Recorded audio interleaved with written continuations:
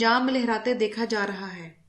Griffin Punjab shifts Lahore 1909 سے حاصل کردہ ریکارڈ کے مطابق سید یوسف رضا گیلانی کے بزرگ سید نور شاہ گیلانی کو انگریز سرکار نے ان کی خدمات کے بدلے میں 300 روپے خلعت اور سند عطا کی تھی۔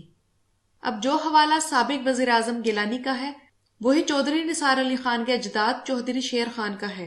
ان کی مخبری پر کئی مجاہدین کو گرفتار کر کے قتل کیا گیا اور انعام کے طور پر چودھری شیر خان کو ریونیو اکٹھا کرنے کا اختیار دے دیا گیا،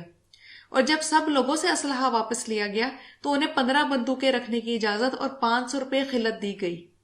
Gujranwala gadgets 1935-36 government of Punjab کے مطابق حامد ناصر چٹھا کے بزرگوں میں سے خدا بخش چٹھا نے جنگ آزادی میں انگریزوں کا ساتھ دیا۔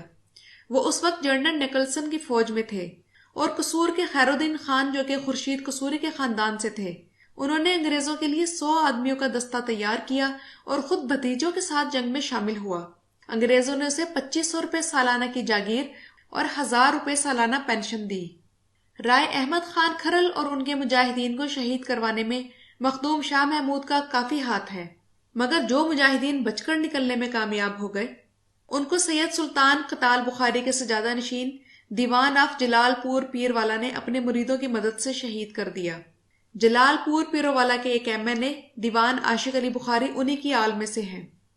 ان مجاہدین کی ایک ٹولی شمال میں حویلی کورنگا کی طرف نکل گئی، جسے پیر مہر چاہ آف حویلی کورنگا نے اپنی مریدوں اور لنگڑی عالم حراج سرگانا اور تڑگڑ سرداروں کے ہمراہ گھیر لیا اور چن چن کر شہید کر دیا۔ یہی پیر مہر شاہ آف حویلی کورنگا سید فخر امام کے پردادے کا سگا بھائی تھا۔ اسے اس قتل عام میں فی مجاہد شہید کرنے پر 20 روپے نقد انعام اور ایک مربع اراضی عطا کی گئی۔ ہندوستان میں مسلمانوں کی جنگ آزادی کے دوران ملتان میں آباد پٹھان قبیلے کے گردیزی خاندان نے انگریز سرکار کا بھرپور ساتھ دیا، لہٰذا انگریز سرکار نے ان کی مدد کے صلے میں انہیں جاگیریں عطا کی۔ خان گڑھ میں آباد پٹھان قبیلے کے نواب زادگان کے جد امجد اللہ داد خان نے انگریزوں کے خلاف تحریک چلانے والوں کو کچلنے میں انگریزوں کا بھرپور ساتھ دیا، لہٰذا انگریز سرکار نے اس خدمت کے بدلے میں اسے 2 بار خصوصی خلعت دی اور انعام میں جاگیریں عطا کی۔ پاکستان کے نامور مرحوم سیاستدان نواب زادہ نصر اللہ انہی کی اولاد میں سے تھے۔ قصور میں آباد پٹھان قبیلے ممدوٹ نے انگریز کا بھرپور ساتھ دیا، چنانچہ اس خاندان کو قیمتی جاگیر، عہدے اور منصب دیے گئے۔ عیسیٰ خیل میں آباد پٹھان قبیلے کے نیازیوں نے انگریز کا بھرپور ساتھ دیا، چنانچہ اس خاندان کو قیمتی جاگیر، عہدے اور منصب دیے گئے۔ راجن پور میں آباد بلوچ قبیلے مزاری کے سردار امام بخش مزاری نے کھل کر انگریزوں کا ساتھ دیا، لہٰذا انگریز سرکار نے انگریز کی مدد کرنے کے صلے میں اسے سر کا خطاب دیا اور جاگیریں عطا کی۔ راجن پور میں آباد بلوچ قبیلے دریشک کے سربراہ بجاران خان دریشک نے انگریزوں کے خلاف تحریک چلانے والوں کے خلاف لڑنے کے لیے دریشکوں کا ایک خصوصی دستہ انگریزوں کے پاس بھیجا، لہٰذا انگریز سرکار نے اپنی مدد کے صلے میں دریشکوں کو جاگیریں عطا کی۔ مکھڈ شریف کے عربی نجات پیروں نے انگریز کا بھرپور ساتھ دیا، چنانچہ اس خاندان کو قیمتی جاگیر، عہدے اور منصب دیے گئے۔ لاہور میں آباد اہل تشیع ایرانی نسل قزل باش سردار علی رضا نے ایک گھڑ سوار دستہ تیار کر کے جنگ آزادی میں لڑنے والے مسلمان اور ہندو سپاہیوں کے خلاف انگریز کو بھیجا۔ اسی دستے کے ساتھ علی رضا کا بھائی محمد تقی خان تھا جو مجاہدوں کے ساتھ لڑائی میں مارا گیا۔ قزل باشوں کو جنگ کے بعد خطاب، سند، وظیفے اور 147 دیہاتوں کی تعلقہ داری سونپ دی گئی۔ لاہور کے کلن شیخ خاندان کے سربراہ شیخ امام دین نے جنگ آزادی میں 2 دستے خصوصی طور پر دہلی بھجوائے جنہوں نے حریت پسندوں کا خون بہایا۔ ان خدمات کے بدلے میں انگریزوں نے اس کو بہت بڑی جاگیر بخشی۔ سرگودا کے ٹوانوں کے گھڑ سواروں نے دہلی کو فتح کرنے میں بہادری کے خوب جوہر دکھائے، چنانچہ انگریزوں نے انہیں خطاب، پینشن اور لمبی چوڑی جاگیریں دی۔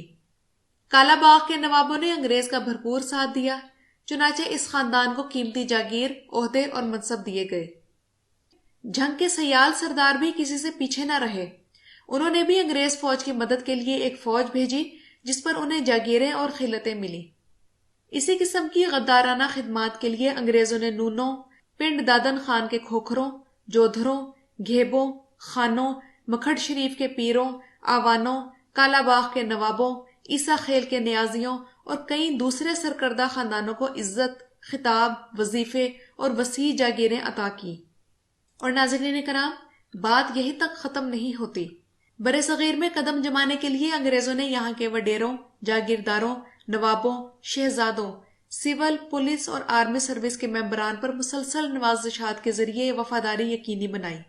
اس کا نتیجہ یہ نکلا کہ انگریزوں کے منظور نظر یہ افراد ایک تو عوام کو قابو میں رکھتے تھے، پھر انگریزوں نے ان لوگوں کو یہ ترغیب دی کہ یہ اپنے بچوں کو پڑھائیں، کیونکہ یہ لوگ ایک طویل عرصے سے انگریزوں کی خدمت بھی سر انجام دے رہے تھے اور وفاداری کے لحاظ سے بھی قابل اعتماد تھے۔ اس لیے انگریزوں نے ان کے بچوں کے لیے خصوصی تعلیم کا بندوبست کیا اور ان کے لیے چیفز کالج جیسے کئی ایلیٹ تعلیمی ادارے کھولے۔ ملٹری اور کیڈٹ کالجز اسی دور میں متعارف کرائے گئے اور ان ایلیٹ تعلیمی اداروں میں سرداروں، جاگیرداروں اور نوابوں وغیرہ کے بچوں کو مفت تعلیم دی جاتی تھی، بلکہ انہیں چھوٹی ہی عمر میں ان اداروں کے نرسری برانچز میں داخل کیا جاتا جہاں انگریز آیائیں ان کی تربیت کرتی۔ بلوچ سرداروں میں مری، بگٹی، مزاری اور دیگر اہم قبائل کے بچوں کو بچپن میں ہی داخل کر دیا جاتا تھا۔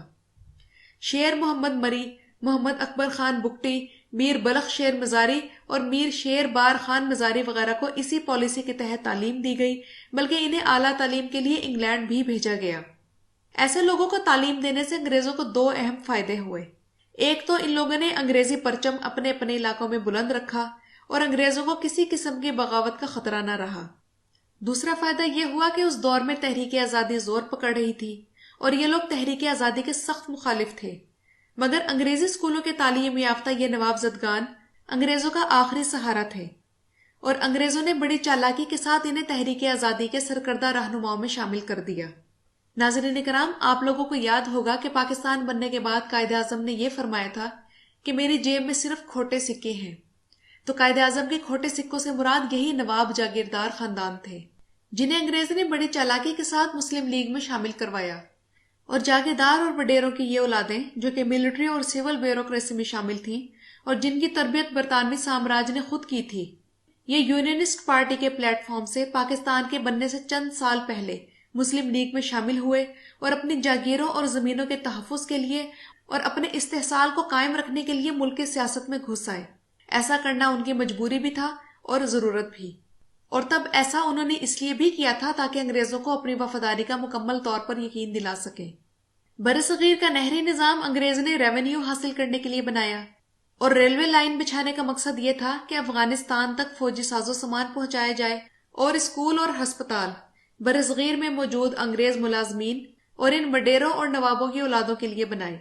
ان میں سے کوئی بھی چیز ایسی نہیں تھی جس سے برصغیر کا غریب طبقہ خوشحال ہوا ہو۔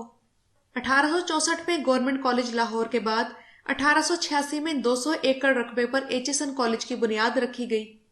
اور یہاں پنجاب بھر کے جاگیردار، وڈیرے اور برطانیہ کے لیے بطور سیاسی ایجنٹ کام کرنے والے خاندانوں کے بچوں کی تعلیم کا بندوبست تھا۔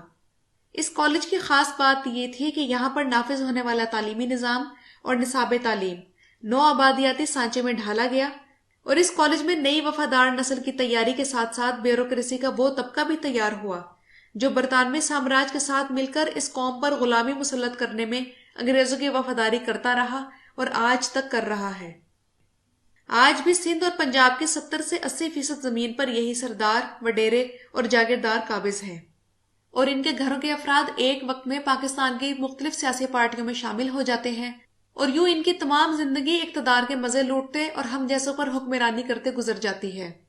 مارشاء اللہ آئے تو یہ مارشاء اللہ کے حامی بن جاتے ہیں، اور جمہوریت آئے تو یہ جمہوریت کا راگ الاپنے لگ جاتے ہیں۔ کبھی یہ ریپبلکن کا نام اختیار کرتے ہیں اور کبھی کنونشن لیگ یا IGI کے پرچم تلے اکٹھے ہو جاتے ہیں،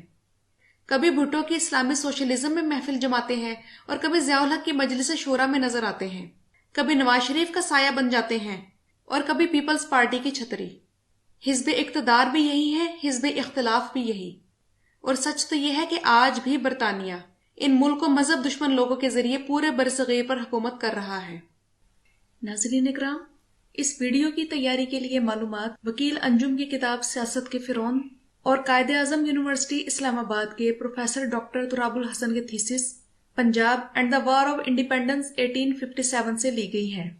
وکیل انجم صاحب کی کتاب کا لنک میں ڈسکرپشن باکس میں دے رہی ہوں،